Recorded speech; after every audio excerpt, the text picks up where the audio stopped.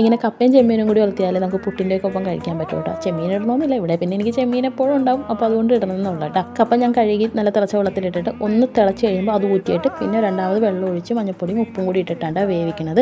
ചീനിച്ചട്ടിയിൽ കടുക് പൊട്ടിച്ചിട്ട് ഒരു സവാളയുടെ ഒരു പിടി ഇച്ചിരി കോളം ഇട്ട് എന്ന് ആദ്യം ഒന്ന് മൂക്കണം കേട്ടോ. പച്ചമുളകും വേപ്പിലയും കൂടി ഇട്ട് കൊടുത്തിട്ടുണ്ട്.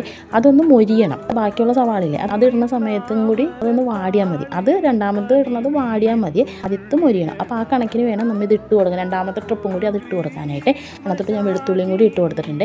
എന്നിട്ട് അതൊന്ന് വാടി കറക്റ്റായ സമയത്ത് ആ ചെമ്മീനും കൂടി ഇട്ട് കൊടുത്തിട്ടുണ്ട്. ചെമ്മീൻ നിങ്ങൾക്ക് ഇഷ്ടമുണ്ടെങ്കിൽ ഇട്ട് കൊടുത്താൽ മതി, അല്ലെങ്കിൽ വേണമെന്നില്ല കേട്ടോ. പിന്നെ ഇത് ലേശം മഞ്ഞപ്പൊടിയും ഇട്ടിട്ടുണ്ട്, ലേശം മുളക് പൊടിയും ഇട്ടിട്ടുണ്ട്. മുളക് പൊടിയുടെ കളർ വേണ്ട അതിന്, മഞ്ഞപ്പൊടിയുടെ കളർ തന്നെ മതി. പിന്നെ എരിവിന് പച്ചമുളകും അതൊന്ന് മൂത്ത് വന്നപ്പോഴേക്കാളും കപ്പയും കൂടി ഇട്ട് കൊടുത്തിട്ടുണ്ട്. പിന്നെ ഒരു ഇച്ചിരി വെള്ളവും കൂടി ഒഴിച്ചിട്ടുണ്ട്. കപ്പ ഒന്നും കൂടി ഉടയാൻ വേണ്ടിയാണ് ആ വെള്ളവും കൂടി ചേർത്ത് കൊടുത്തത്. ഇത്ര ഉള്ളൂ കേട്ടോ, കപ്പ ഒന്ന് ഉടഞ്ഞ് കിട്ടിയാൽ മതി കേട്ടോ. ഞങ്ങളുടെ അപ്പുറത്തെ വീട്ടിൽ അമ്മച്ചിക്ക് വെള്ളത്തിൽ പോണവർക്ക് പുട്ടും കടലേക്ക് കൊണ്ടുപോയി കൊടുക്കും. അപ്പോൾ പുട്ടും കപ്പ ഉണ്ടാക്കുന്ന സമയത്ത് എനിക്ക് തന്നെ കറിയാണ്. അതിനകത്ത് അമ്മച്ചി ചെമ്മീൻ എടുത്തില്ല, ഞങ്ങൾ ചെമ്മീനിട്ട് ഉലത്തി എടുക്കും കേട്ടോ.